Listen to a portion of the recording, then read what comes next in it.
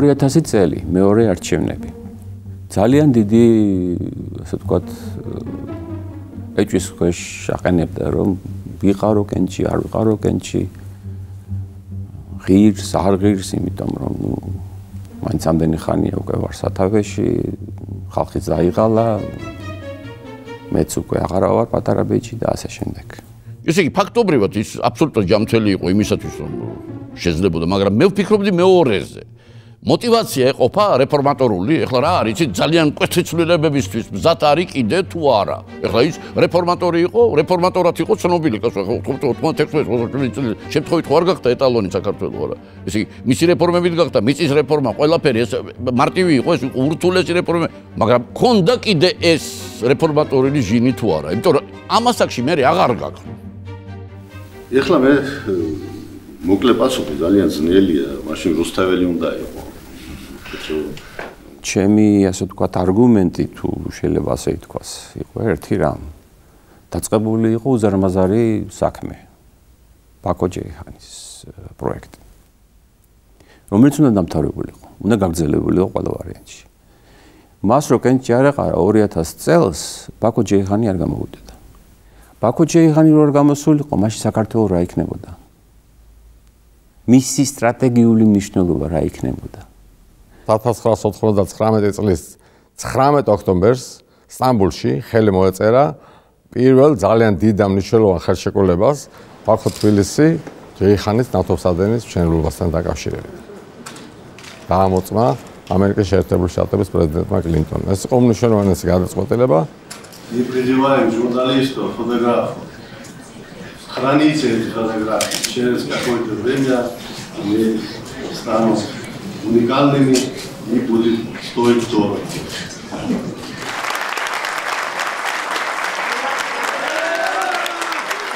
სტამბოლში გაფორმდა შეთანხმება რუსეთის სამხედრო ბაზების გაყვანის შესახებ საქართველოსთან. ესაც ისტორიული მიღწევა იყო. მე ვფიქრობდი, რომ სტამბოლის სამიძე, როდესაც ის დათანხმდა, რომ ნაწილობრივ გაეყვანათ რუსებს ბაზები. როდესაც რუსებთან პრაქტიკულად უკვე შეთანხმებულები ვიყავთ, რაც არის სამხედროებთან, რომ გაყავდათ მთლიანად.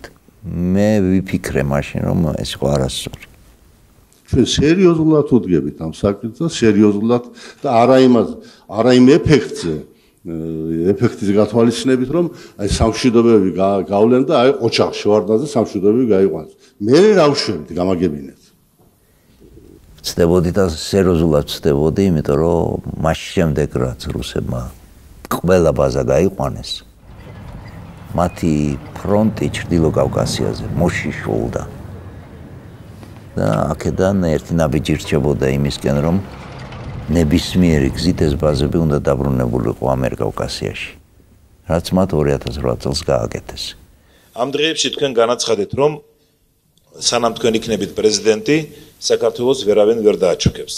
ოთარ ხატიაშვილმა, უშიშროების ყოფილმა მინისტრმა საპასუხოდ განაცხადა, რომ საქართველოს უკვე გაიარაო დაჩოქების სტატი, ახლა საქართველოს უკვე დაწოლილი არისო. ვინ აყენებსო საქართველოს, როგორ უნდა ავაყენოთო საქართველოს? აი ამ კითხვას სვამს უშიშროების ყოფილი მინისტრი. ერთი რამ გავარკვიოთ, თვითონ რამ მდგომარეობაში იყო, დაჩოქილი თუ დაწოლილი იყო. აი მას რო გავარკვიოთ, მე გიპასუხებ. ეს არის ის დაფიქსირება იმისა, აბა ვინ უფრო მეტი ოპოზიცია, აბა ვინ უფრო ხმამაღლა გაბედულად მიაყენებს შეურაცხყოფას პრეზიდენტს. საქმე რაშია, რომ რა თქმა უნდა შეიძლება არ მოგწონდეს პრეზიდენტი მისი პოლიტიკა, მაგრამ ის ამ პრეზიდენტის შემდეგ ის პრეზიდენტი რომელსაც მოყვანაც ამ ძალებს უნდათ, იქ უბრალოდ იმას ისეთ შეურაცხყოფებს და ასე ტონით ვერავინ ვერ დაელაპარაკება. ამ პრეზიდენტთან ძალიან ადვილია ასე ტონით ლაპარაკი, იმიტომ რომ იცი რომ მაინც არაფერი არ მოგივარდა, ერთით მარჩ ჩამოგივარდება თავიდან და შეგიძლია უბრალოდ ყველაფერი თავზე დაამხო. ამაჟოს მოხალხე ჩამოხდა.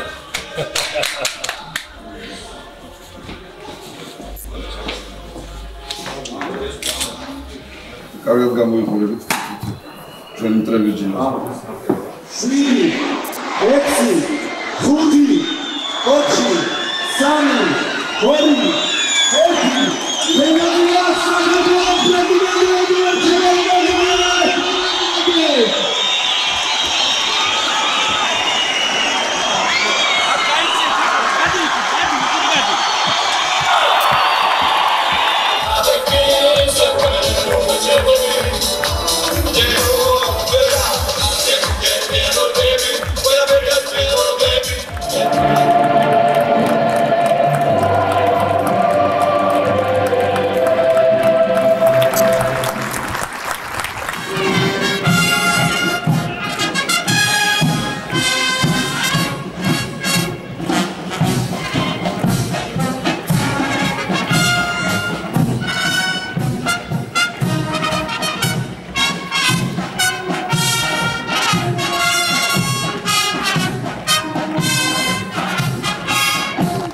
რაღაც ახალი ყავდა თქვა. რაღაც ტანკებია საჭირო არც შემეხები მაინც არა. მე რაღაც ხანჯალი არ ვიყოთ რაღაც ის გავს. შენახი. შენ იქნები საქართველოს პრეზიდენტი. ეს არის შეიძლება ეგეც იყოს. ყველას ხო პრეზიდენტის სახელი არ დაერქვა. მე პირადად ძალიან ფრთხილად ვდგები ამ ამბავს და თქვენც ასევე ფრთხილად იყავით, იმიტომ რომ როცა მოდაში შემოდის რაიმე მუდმივი პრეზიდენტები არ არიან და მე დაიწყება გადარქმევის პროცესი. Президент Грузии Гарнабрич Шеварднадзе поступил очень правильно, что отмечает свой день рождения в столице России. Я хочу от вашего имени, от имени всех присутствующих еще раз сердечно его поздравить и пожелать ему всего самого доброго.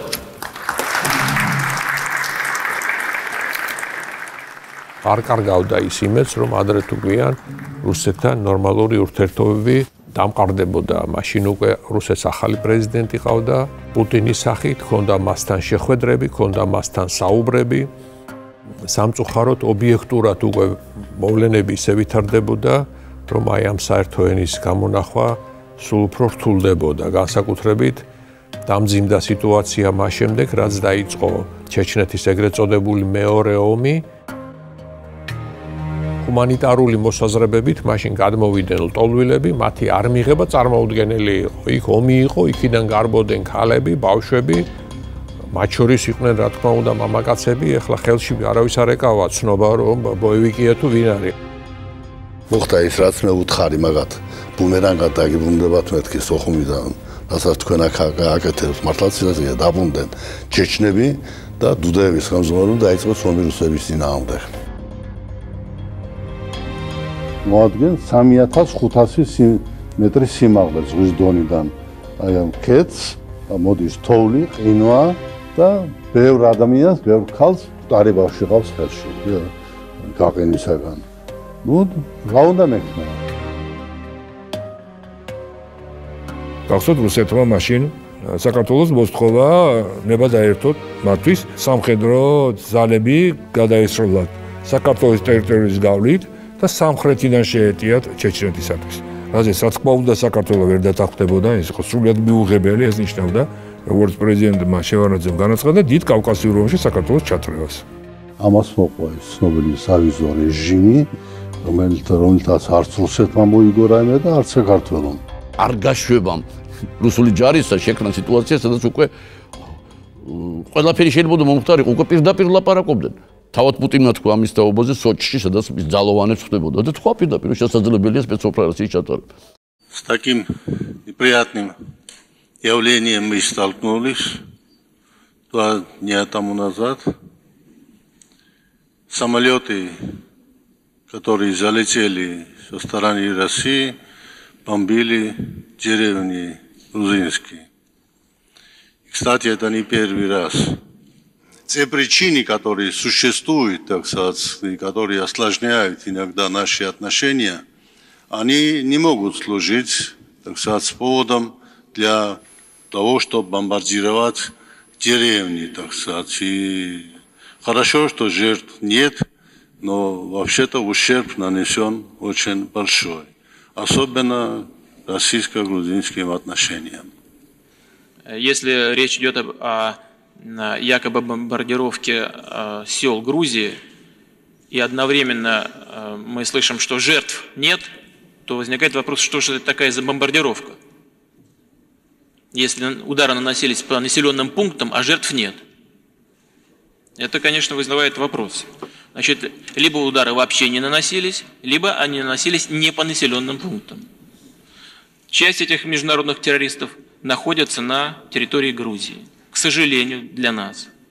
И я думаю, что, к сожалению, для грузинского руководства и, к не меньшему сожалению, грузинского народа, поскольку это фактически означает оккупацию части грузинской территории. Значит, мы, повторяю, можем и готовы к совместной работе по расследованию того, что там произошло. С трудом себе представляю, как мы туда войдем для расследования. Daxlot 2000 წელი იყო ზემო აფხაზეთში სადესანტო დიდი რაზმი გადმოსხეს რუსებმა. უბრალოდ ჩააყენეს რა იქ ეს ნაწილი, სამხედრო ნაწილი. ცალსახად კარგავდით ხეობაზე კონტროლს და მაგაზიობდა უბრალოდ ყველას თავზე ქუდი დაგვეხურა და წავსულიყავით სახლებში მართლა. საათების მერე ბატონი ედვარდი გადაწყვიტა იქ გაფრენა.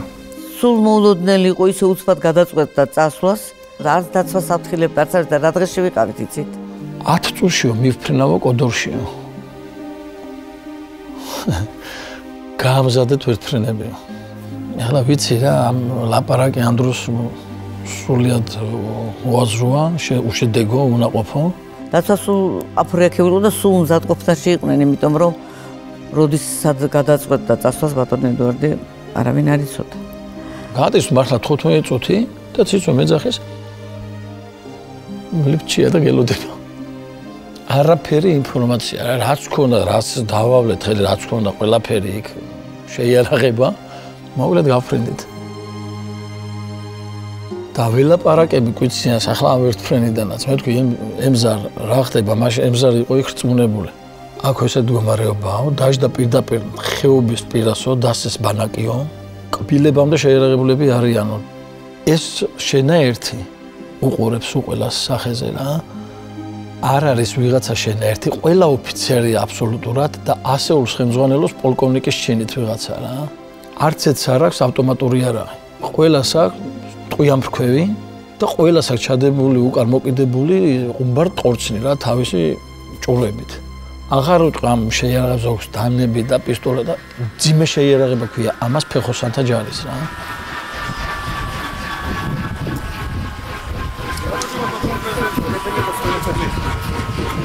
Adam prezidenti Erol Gardi Sarı'nın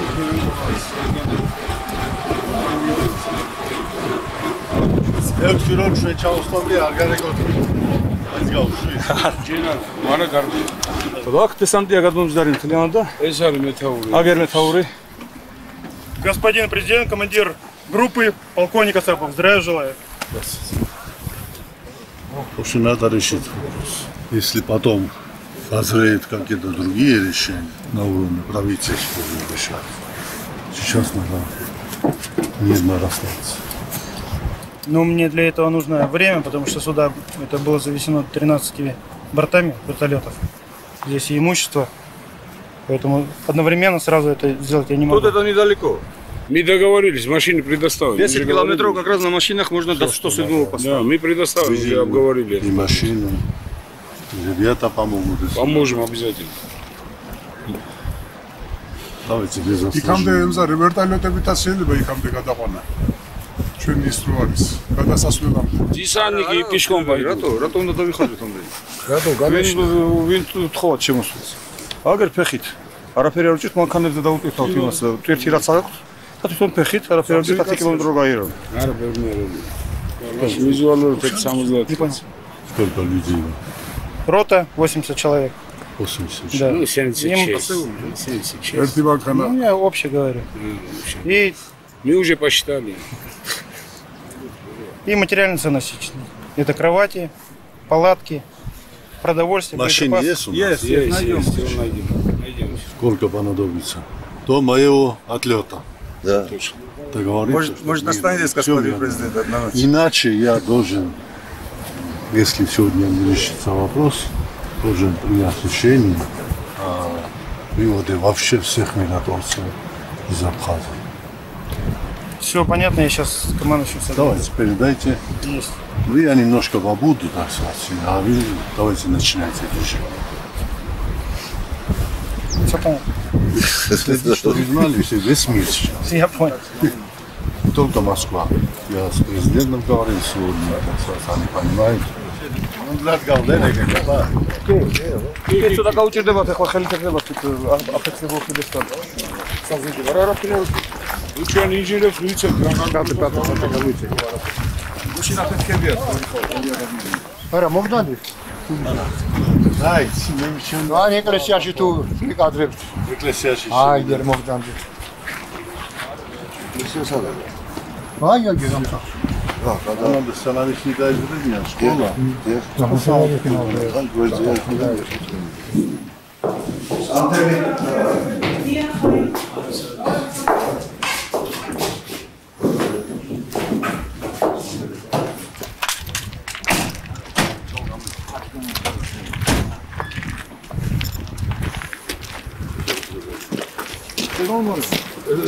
Ურიცოთ იქნა ბატონო პრეზიდენტო ორი და მარი მეტი არა არ შეიძლება ხა პირველად ახარ ბატონო პრეზიდენტო ძალიან გქონდა თან არ არიან კიდევ მოსულები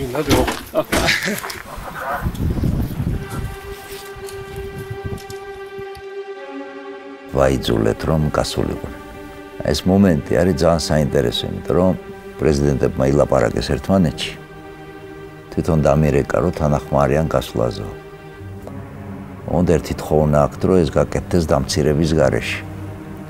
მეორე დილას გაფრინდნენ.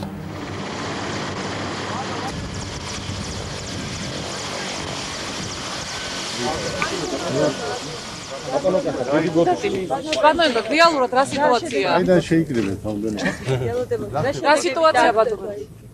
ნუ ახლა მდგომარეობა შეიძლება ითქვას ნორმალურია. რეა ლაპარაკი რა ხონდა ჩაფიქრებული. თვლით თუ არა რომ ეს იყო აგრესია რუსეთის მხრიდან პარლამენტმა? მცდელობა. Вы серьезно вас возьмете? ალბათ მცდელობა. უпростоრად მომზადება ნიადაგის. საბოლოო ჯამში ჩვენ მოვახერხეთ ის რომ იქ სიტუაცია განიმუხტა ჩვენი საკუთარი ძალებით, მაგრამ ამას დრო დაჭირდა და ამ პერიოდში ვითარება რუსეთთან ძალიან გართულდა და დაიძაბა.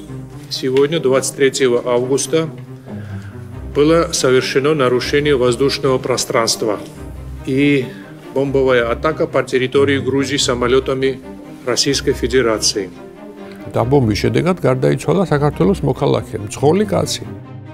მაღალი რანგის პირები აკეთებდნენ ასეთ ვთქვათ კომენტარებს, რომ ეს თვითონ ქართველებმა გადაღებეს საკუთარი თვითმფრინავი რუსული სიმბოლიკით და რუსულმა ქართულმა სამხედრო თვითმფრინავმა დაბომბა საკუთარი ტერიტორია, რომ რაღაც ასე ვთქვათ სკანდალი მოეწყო. საქმე იქამდე მივიდა, რომ თავდაცვის სამინისტროს ერთ-ერთ კომენტარში გვარიც დაასახელეს ვითომ ქართველი პილოტისა, რომელიც მართავდა ამ თვითმფრინავს და გვარი მოგახსენოთ რანაირი იყო დასახებული რუსთველი. ნუ მაშინ მოგახსენეთ საელჩოში მუშაობდი და ჩვენ საელჩომ გააკეთა მაშინ განცხადება, რომ ნუ ასე ვთქვათ რაღაცა სერიოზულად ვერც უპასუხეთ ამას და მე იყო ასეთი პასაჟი, რომ ასეთი გვარი რუსთველი საქართველოში საერთოდ არ არსებობს. თუ თავდაცვის სამინისტროს მხედველობაში აქვს რუსთაველი, იგი ცხოვრობდა მე-12 საუკუნეში და ნუ ვერანაირად ვერ იქნებოდა ის რა ქვია სამხედრო თვითმფრინავის პილოტის როლში. ნუ იმდენად გაშარჟებული იყო უკვე სიტუაცია. აი ამ ფონზე ჩამოვიდა მაშინ ბატონი ედვარდი, ეს მისი ბოლო ვიზიტი იყო მგონი მოსკოვში.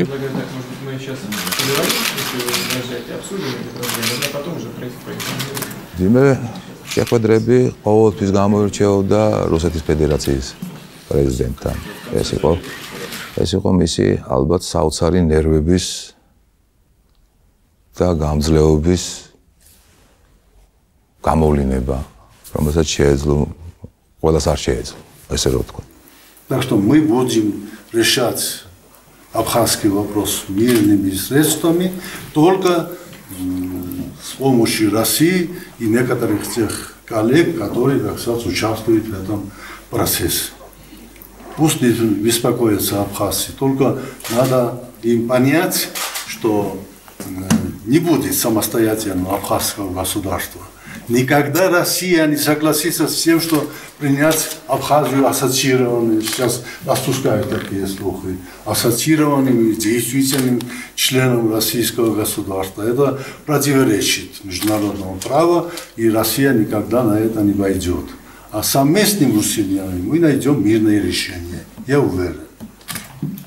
კრემლიდან რო წამოვედით უკან, საელჩოსკენ მე ვკითხე, რომ ბატონო ედვარდ, ამ თვითმფრინავის ამბავზე ხო არ ჩამოვარდნილა საუბარი თქო.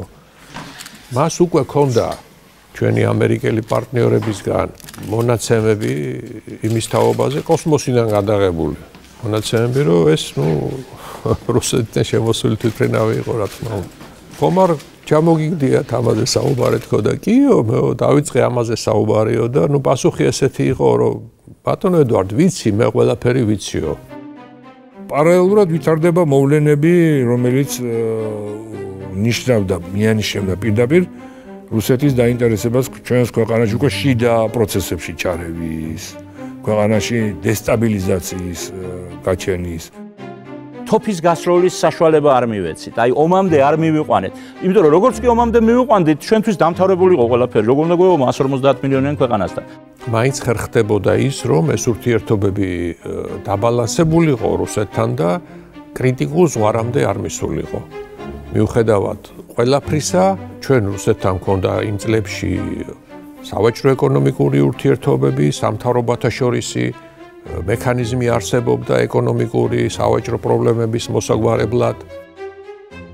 შევარდნაძის მოძულეებიც კი არა, აი რომ ეზიზღებათ, ისინიც კი აღიარებენ, რომ თუ რამე იყო კარგი დიპლომატი, იყო პირველ რიგში გენიალური.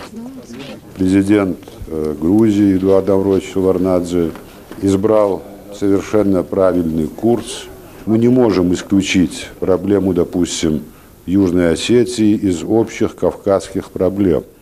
Он меня называет своим другом, я горжусь этим.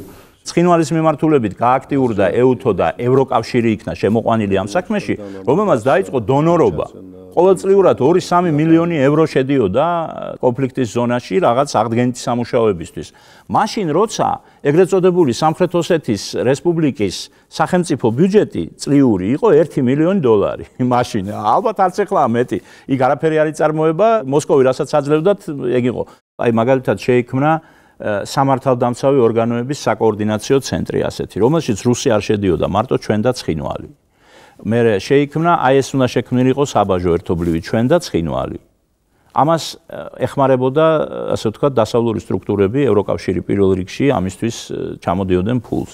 ანუ ფაქტობრივად ჩვენ ამ შერეულ საკონტროლო კომისიას ვაქცევდით ნელ-ნელა კონფლიქტის მოწესრიგების შემდგომ რეგიონის მთავრობად. სატრანსპორტო მოძრაობა პრაქტიკულად აღდგა. თბილისში მცხოვრებმა რაჭველებმა რაჭაში სიარული დაიწყეს, ცხინვალის გავლით და ეს მათ კარგად ახსოვთ, მე მგონი ყოველთვის ვინც მაშინ ამ გზით სარგებლობდა. ცხინვალის რეგიონის შერეულ სოფლებში მოსახლეობამ დაიწყო დაბრუნება, როგორც ოსმა, ისე ქართველმა ლტოლვილებმა. ეს იყო ყველაზე მნიშვნელოვანი სიმპტომი, რაც ნიშნავდა იმას, რომ საქმე მიდიოდა სასიკეთოდ.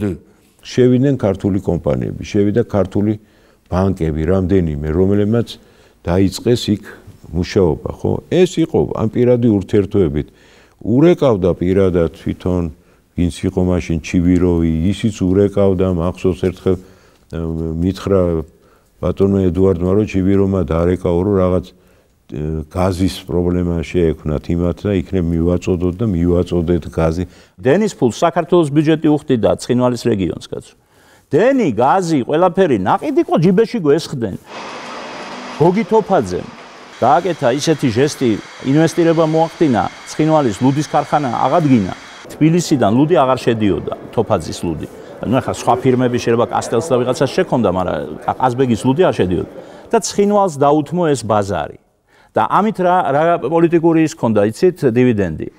იმისთვის რომ ამ რეგიონებში, ჩვენი კონტროლის ქვეშ მყოფ რეგიონებში გაეყიდათ, ამას სჭირდებოდა აქციზური მარკის დაკვრა და ქართულ აქციზურ მარკას აკრავდა ცხინვალის ქარხანა თავის პროდუქციას. აი რამხელა პოლიტიკური, აი ასე მუშაობდით, ეს იყო მე თვითონ წავიყვანე მაქთის წარმომადგენლები, შევახვედრე იქაურ სეპარატისტების პრემიერ-მინისტრს და ზუსტად თავრობის შენობა რო აქვს ცხინვალში 9 სართულიანი, იმის თავზე დაიდგა მაქთის ანტენა ზუსტად. ბარიერი არ იყო რა, იდგა იქა მშვიდობის ყოფილი, მაგრამ მის თამოსთან ჩვენ მანქანასაც არ აჩერებდნენ, ხო, ჩვეულებრივად იყო.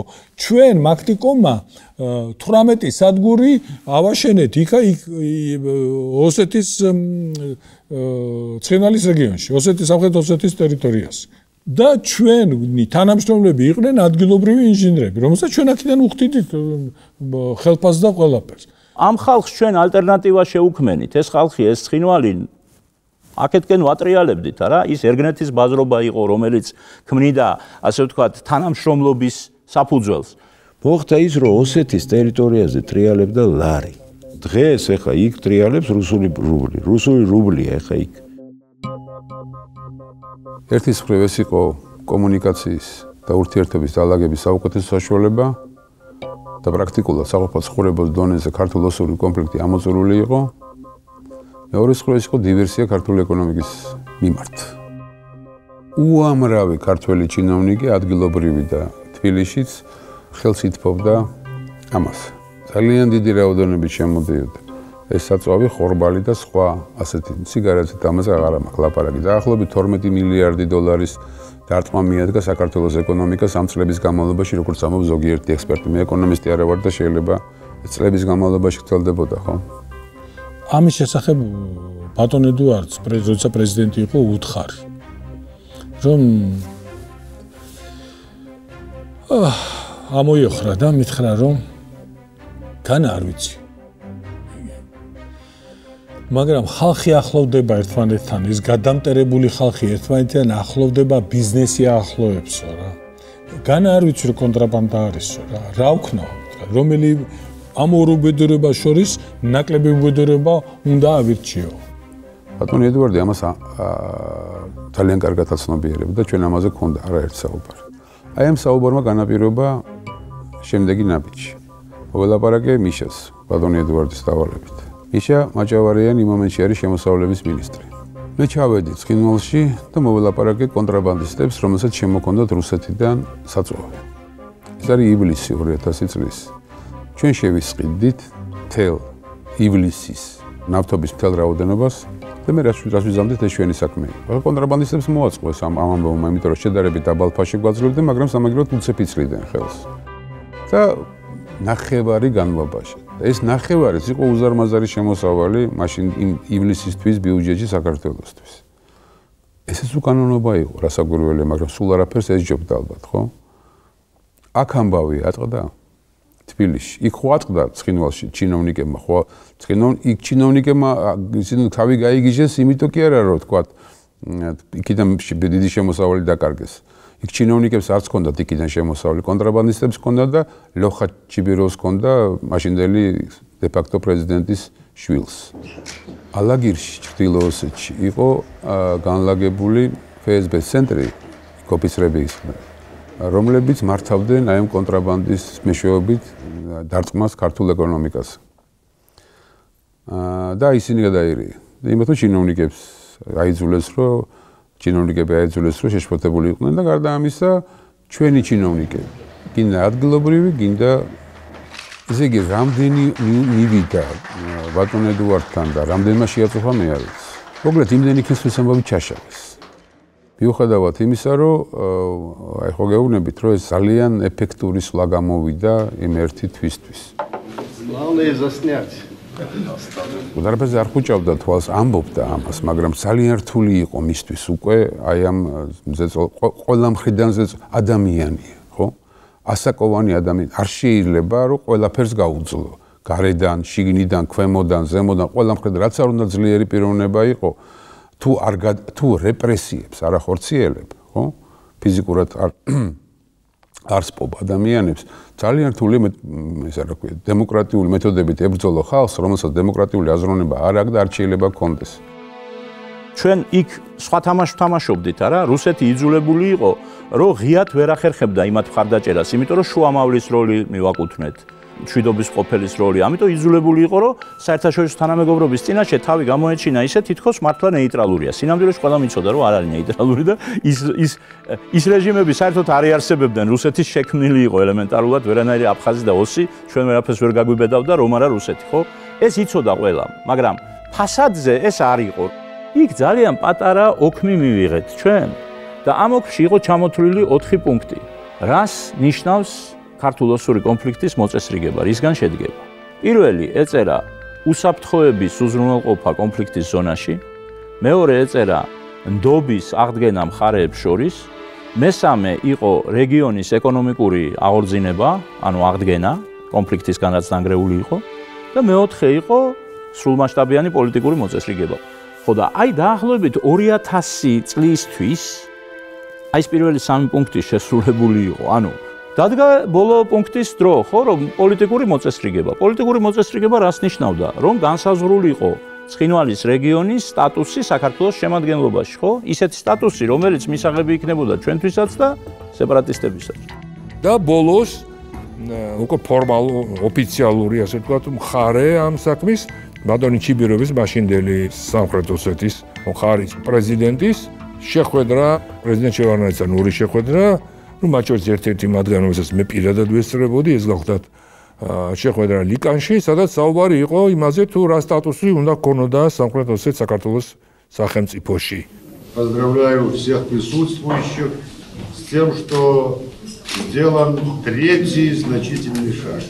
Я надеюсь, что этот третий значительный шаг нас выведет на последующие шаги, которые нас приведут к და ყველაფრის ამის ფონზე ეუთოს მიერ ორგანიზებული პროცესი ქალაქ ბადენში დაიწყო მომზადება დოკუმენტისა, რომელსაც ასევე ეწოდებოდა ბადენის დოკუმენტი. საუბარი იყო სწორედ საქართველოს სახელმწიფოს შემადგენლობაში სამხრეთ ოსეთის სტატუსის თაობაზე. ნუ მივედით ბოლომდე ხო და დავამთავროთ, არა? ეხლა ის ეუთო და ისინი სულ უფრო და უფრო დასავლეთი ითხოვდა რუსეთისგან, რომ მორჩეთ რა, ეს ყველაფერი მოწესრიგებულია, ხალხი ერთმანეთს არ ესვრის, ვაჭრობენ, ერთმანეთთან მეგობრობენ, ერთმანეთთან კეიფობენ, დადიან. ის არის უსაფრთხოება უზრუნველყოფილია, ეკონომიკური აღორძინება მიდის, აგერ ჩვენ შეგვაქვს ევროპაში ფული, ხო? რაღა ჯანდაბა გინდათ მეტი დავამთავროთ ეს კონფლიქტი, ხო? ეხლა რუსეთს ეგ უნდოდა, რომ ესე იგი თუ ჩვენ რაოსებს რომ მოგველაპარაკა და სტატუსი განგვესაზღვრა, რუსი უნდა წასულიყო, მაგრამ შუამავალი მანამ მჭირდება, სანამ კონფლიქტია და კონფლიქტი დამთავრდა, შუამავალი და მშვიდობის ყოფილი აღარ არის საჭირო. თითქმის ისეთი განცდა იყო საქართველოში, რომ ნუ ეხლა ცხინვალის რეგიონში ჰადახა თითქმის არაფერი არ ხდება, ეხლა უკვე ცოტა აკლია პრობლემის მოგვარებას. მე იმასაც ვფიქრობ, რომ ჩვენ ეხლევე უნდა ჩავდოთ პერსპექტივები ტურიზმის განვითარებისა აფხაზეთის პრობლემის მოგვარების თვალსაზრისით. ეხლავე 1 წელი, 2 წელი უნდა იმუშაოთ იმაზე, თუ რა მასშტაბების ტურისტული მოძრაობა განვითარდება, როცა აფხაზეთის პრობლემა და აფხაზებმა უნდა იცოდან, რომ ეს იქნება 10 მილიონობით, თუ 100 მილიონობით არა, შემოსავალი თვით აფხაზებისათვის. უამრავი დეტალია, დაკავშირებული იგივე აფხაზეთთან, ურთიერთობებთან, იმიტომ რომ მოგეხსენებათ ჩვენ ერთადერთი სამინისტრო ვიყავით, ვინც გადავდიოდით აფხაზეთის მხარეს და მუდმივად ჰქონდა საუბრები და მოლაპარაკებები. შევარდნაძე არძიმბასაც კი შეხვდა და აქაც კი ჩამოიყვანა და არძიმბასაც კი ხელი ჩამოართვა, არა იმიტომ რომ ის კაცი იყო, რომელსაც მაინც გიხაროდა ხელის ჩამორთმევა, არამედ იმიტომ რომ ის დგამდა პრაგმატულ ნაბიჯებს. იმიტომ რომ რაღაცა ეფექტი მოეხდინა კამერების წინ საზოგადოებაზე, ის ხომ ასე არ ირჯებოდა ამისთვის, ხო? მოდიდან ნუ დამზრახავთ მე იმისათვის, რომ ხანდახან იმას ვლადისლავ არძიმბას შევეხმიანები ტელეფონით.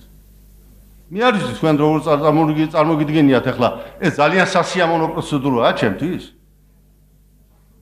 ადამიანისთვის, რომელმაც თქვენთან ერთად და კარგია რომ თქვენთან ერთად ვიყავი, ამდენი რამ გადაიტანა, ამდენი შეურაცხყოფა, ამდენი დამცირება.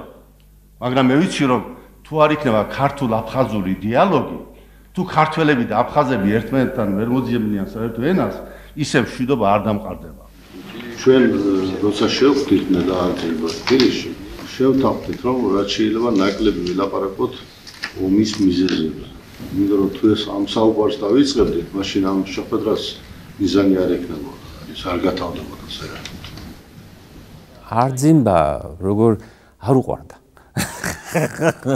როგორ შეიძლება რა? არ უყვარდა ჯერ კიდე ძველი საბჭოთა კავშირის პერიოდიდან, იმიტომ რომ იქ გამორბოდა და რაღაც საქართველოს წინააღმდეგ რაღაცებს. მაგრამ აი არძიმბას გარდა იქ ანქვაბი იყო, ისინი ის ყველა ნორმალური ხალხი იყო სხვათა შორის. იმათთან ურთიერთობა შეიძლებოდა და ურთიერთობდა კიდევაც. გემი აუჩქარებლად მიადგება სანაპიროს. მაგირით მიაბამენ გემს. შემოხვდებიან მეგობრებს, ნეზებლები. აცნობები, უცნობებიც კი ყველა. ჩვენ დაგვხვდება მამდალი სახუმი და გკითხავს. გავარჯობა სახუმი. ჩვენ გემი გავდებით სახუმში. ჩვენ გემი გავდებით სახუმში. გემი. Bravo! ბავშვებს დიდი მადლობა. გაწუნე დაუბრუნდები, აუცილებლად დაუბრუნდები. ერთად ყველანი. და ვიცხოვრებთ ერთად აფხაზებთან, აღვადგინეთ იმ ძმობას, მეგობრობას.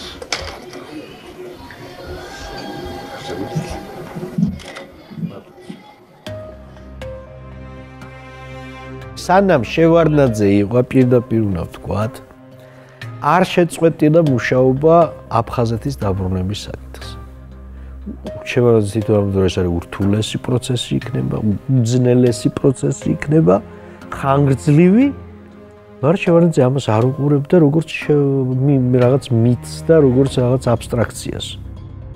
ბატონმა ბაღაფშმა მიმართა ბატონ ედუარდს, რომ ჭირდებოდა გარკვეული ხაზების აღდგენა აფხაზეთის ტერიტორიაზე. და ბატონ ედუარდმა დამიბანა, მე ეს თემა ვიცოდი, იმიტომ რომ მე გადავეცი მისი წერილი, ბაღაფშის წერილი და რომ მივიტანე, რას ფიქრობ, დათო შევლენო, შევიყვანთო იმებს, ცოტა საშიში ხო არ არის. იმიტომ რომ საკმაოდ დიდი სამუშაო იყო. ოჩამჩირის უბანზე ჩასატარებელი, იგივე სოხუმში გარკვეულ უბნებზე ხაზები იყო თავიდან ასაშენებელი. დაიძრა ეს კოლონა 3 დღის განმავლობაში შევდიოდით აფხაზეთში. დეტალებს მეკითხებოდა, რომ ქართული ნომრებით შეხვედით, მე ვთხარ კი მეთქი, არ მოგვიხსნიან. მართლა პასუხისმგებლობას გრძნობდით, იმიტომ რომ ყველაფერი შეიძლება მოხდარიყო იქ. მინდა თქვა, თვითონ ბატონ ედუარდის ყურადღება, ესე იგი, აი ყოველდღე დათო რამე არ მოვაკლდეთ იმათ. მუშებზე ვინც იყვნენ ჩვენი თანამშრომლები შეყვანილი, რომ ხო კარგად არიან, ხო კარგად ეპყრობიან და დაბრუნების დროს ეხლა ნორმალური სიტუაცია რო იყოს, სულ ამაზე უნდა ვილაპარაკოთ, რომ ამ ხელა სამუშაო გავაკეთეთო. ეს იყო 2001-2002 წლები. ამაზე ბევრმა არავინ არაფერი არ იცის. შემდეგ რაღაც სპეკულაციებისთვის გამოიყენეს გარკვეულმა ძალებმა, მაგრამ ეს იყო აი იმ პერიოდში შესრულებული ძალიან მნიშვნელოვანი, მე მიმაჩნია ძალიან მნიშვნელოვანი სამუშაო. სოხუმში იყო ქართული დაახლოებით 30-მდე დიდი მანქანები ჩვენი შეყვანილი და ჩვენი ნომრები, ჩვენი მძღოლები და პირიქით საკმაოდ ადგილობრივ მოსახლეობასთან აი საუბრები და ესე ძალიან პოზიტივის ამასაც უყვებოდი, რომ აი რაღაც დეტალებს, რომ რას კითხულობდნენ, რას ესაუბრებოდნენ. ყოველთვის მეუბნებოდა, რომ თუ რაიმე ექნება, თქვათ, იქ მერხეულში იყო რაღაც ქვესადგურზე სამუშაოები, ნებისმიერ შემთხვევაში გადადით და რისკის ფასადაც უნდა დავეხმაროთ და გავაკეთოთ სამუშაოები, მათ რომ დაინახონ, რომ ჩვენ რაღაცას ვაკეთებთ. ენგურზე 5 აგრეგატია, ნუ ეს საცოდაობა იყო, აი საქართველოს ენერგეტიკაში ყველაზე დიდ სადგურზე მუშაობდა მხოლოდ 2 აგრეგატი, ერთ-ერთი 50%-ს იღებდა სიმძლავრის მხოლოდ. და ერთი, ნუ დაახლოებით სრულ სიმძლავრეს და რეაბილიტაცია იმ კონფლიქტურ ზონაში 98 წლის მოეწერა ხელი, შემდეგ რაღაც სამუშაოებს ვასრულებდით იქა და ის რომ 2001 წელში, 2 წელში დაიწყო რეაბილიტაცია და ეს ძალიან ხანგრძლივი ეტაპი იყო. 2014-ში დამთავრდა ეს რეაბილიტაცია და ამაშიაც უნდა გითხრათ, რომ ევროპის რეკონსტრუქცია და განვითარების ბანკთანაც ურთიერთობაში რამდენჯერმე შეხვედრა იყო ბატონ ედუარდთან და მე ვთვლი, რომ მისი ფაქტორიც ასევე მნიშვნელოვანი იყო, რომ კონფლიქტურ ზონაში პირველად EBRD-მ გამოყო ესეთი კრედიტი, რომ ენგურის რეაბილიტაცია მოგვეხდინა. პატარა დასაყრდენი გაჩნდა აფხაზეთში. ჩემი და პუტინის სოჩში შეხვედრის შემდეგ. ჩვენ მაშინ შევთანხმდით. Безусловно, особое внимание было уделено вопросам урегулирования грузино-абхазского конфликта. Хочу подчеркнуть, что позиция России здесь остается неизменной. Мы убеждены, что проблемы, разделяющие Тбилиси и Сухуми, должны решаться при сохранении территориальной целостности Грузии и обеспечении законных прав и интересов многонациональной Абхазии. Принято решение сосредоточить основное наше внимание на 3 основных направлениях. По возвращению беженцев, прежде всего в Гальский район, и по организации железнодорожного сообщения Сочи-Тбилиси. სხვაშორის უნდა გითხრათ, რომ პუტინმა ეს სიტყვა შეასრულა. გალელების დიდი ნაწილი 50,000, 60,000 კაცი დაბრუნდა. როგორ აირჩიეს ბაგაფში? ვინ გადაწყვეტა ბაგაფშის ბედი? Кроме того, получила поддержку предложения о модернизации комплекса Ингури-ГЭС.